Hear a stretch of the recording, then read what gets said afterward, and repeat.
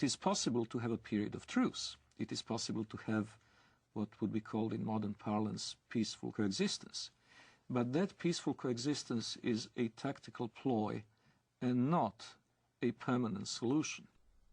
Allah's apostle said, I have been ordered to fight with the people till they say, none has the right to be worshipped but Allah.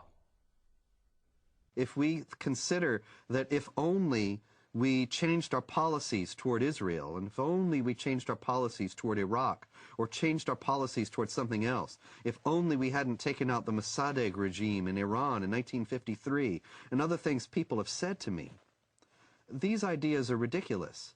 They're based on a fundamental misunderstanding of the motives and goals of the jihadists. This is not a conflict that was created with the creation of the State of Israel, or a conflict that was created when American armies went into Iraq.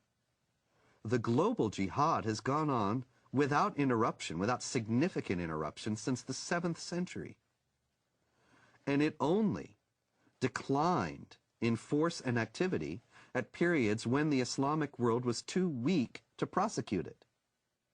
The question now that we have to ask ourselves is, do we want to preserve our Judeo-Christian values and our own civilization, or do we choose to go toward a dimitude, an enlarged dimitude in Europe, which will engulf the whole of Europe?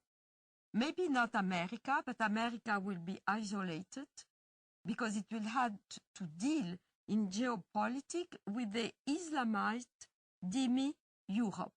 And these are problems that have to be taken into consideration by Europeans themselves in choosing their identity and their future, freedom or dimitude, and by American also. In order to defend itself against the onslaught of global jihad, which is coming in the century ahead, I have no doubt of that, the West would need to redefine itself and to say what exactly is the geographic and cultural space to be defended, and in the name of what. Defending it in the name of a tepid, lukewarm ideology of multiculturalism is impossible. Multiculturalism and postmodern liberalism are not worthy dying for. They're not something that can inspire people to do what their ancestors had done at Parte and at the walls of Vienna in 1683.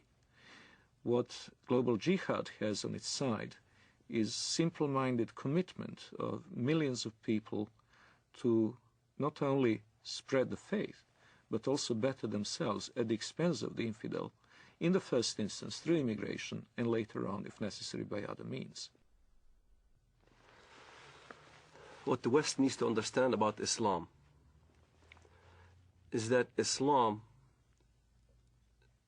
has the potential of replacing the dangers that we just kind of did away with, Nazism and communism.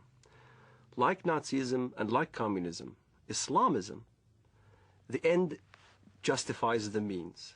There is no respect for national borders, and the whole ideology is to promote their way of thinking and promote their way of life throughout the entire world. That's what's being taught in the Middle East. That's what's coming out from all the jurisprudence in Al-Azhar in Saudi Arabia and all throughout the Muslim world, is that Islam will conquer and will continue to conquer until it triumphs, until everybody in the world says there is no God but Allah and Muhammad is his prophet. أنصحكم لله يا أمريكا ويا بريطانيا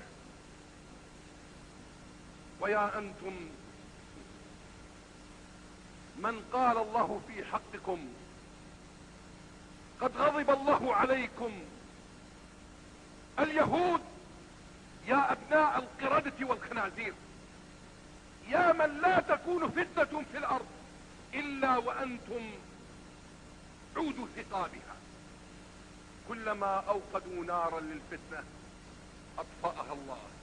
أطفأ الله نوركم وأطفأ الله نيرانكم، ولكننا نحن الرجال الذين انتجبنا الله وأرادنا الله فجعلنا أولي البأس الشديد لقطاف رؤوسكم الأينعت وظهرت وطغت وتجبرت فإنا قاطفوها بإذن الله.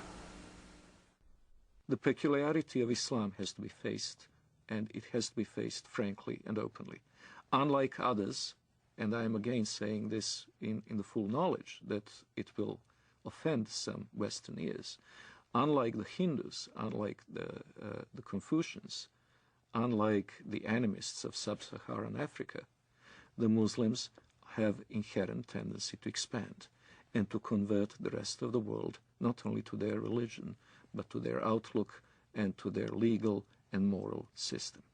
They will not state this openly while they're in a minority in the countries to which they immigrate, but we have seen this time and over again throughout history. Once they reach the numbers necessary to impose their will, they will do so. وسيعلم،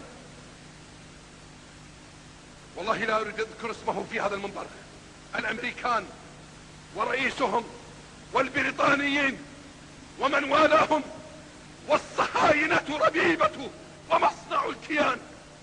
الله أكبر، لو أذن الله لنا يا أمة محمد سيقول حتى الحجر يا مسلم هذا يهودي خلفي تعال واقطع رأسه، ونحن نقطعها والله لنقطعها أيها اليهود. الله أكبر، الله أكبر، الله أكبر. الجهاد في سبيل الله، الجهاد في سبيل الله، الجهاد في سبيل الله، والنصرة لله. الله أكبر، الله أكبر يا أمة القرآن، الله أكبر يا أمة القرآن. الله أكبر، الله أكبر عليكم. الله أكبر، والنصرة للمؤمنين. الله أكبر، والنصرة للمؤمنين. الله أكبر، والنصر للعراقيين. الله أكبر، والنصر لنا بإذن الله. الله أكبر، والنصر لنا. Miracles do happen. I do not know if it is another, maybe even deadlier terrorist attack that will act as a catalyst, or whether it will be a geopolitical confrontation in the Middle East itself, with Israel perhaps at serious peril. But I do hope and trust that a jolt will bring back into the minds and hearts of Westerners the awareness of the need to stand up and be counted.